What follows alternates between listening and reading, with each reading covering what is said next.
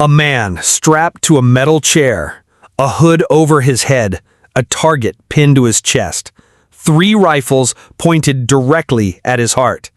On March 7th, 2025, Brad Keith Sigman became the first person ever executed by firing squad in South Carolina. Make sure to keep watching to learn more about the crimes he committed, his final words, and his eerie last meal. Welcome to Death Row Diaries, the channel where we expose the darkest corners of the justice system. If you're into chilling real-life cases and haunting executions, hit that subscribe button, like this video, and turn on notifications so you never miss a drop. It all started with a breakup. Brad Sigman had just ended a turbulent 3-year relationship with Rebecca Barber. But for Brad, it wasn't just heartbreak. It became an obsession. He stalked her, begged her to take him back, and slowly unraveled. The night before the murders, Brad spiraled. He mixed alcohol and cocaine, then told a friend he had a plan to tie up Rebecca's parents and force her to talk to him. The friend refused, but Brad went alone. The next morning, April 27, 2001, Brad broke into the home of David and Gladys Lark, Rebecca's parents, in Taylor, South Carolina. Armed with a baseball bat, he savagely beat them, crushing their skulls. It was a brutal, calculated attack. He then stole a gun and waited for Rebecca. When Rebecca finally came home, she walked straight into a nightmare.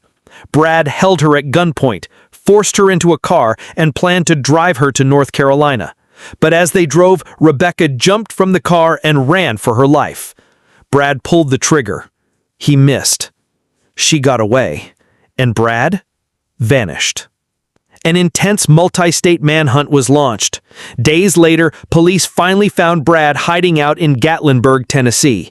He was extradited to South Carolina and charged with 2 counts of murder, kidnapping, and assault.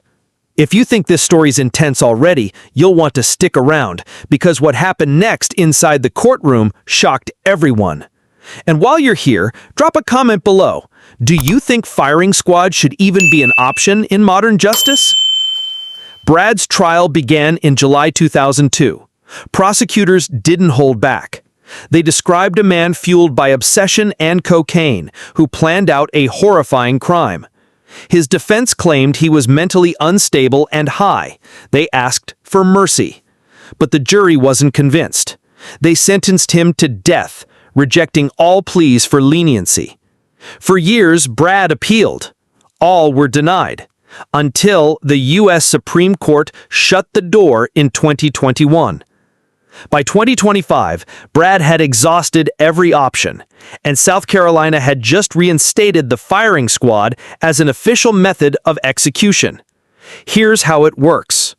The inmate is strapped to a metal chair. A hood is placed over the head. A target is marked on the chest. 3 rifles pointed directly at his heart. 3 volunteer officers 15 feet away fire simultaneously through a hidden slot in the wall. Only 1 gun is loaded with blanks, so no one knows who fired the fatal shot.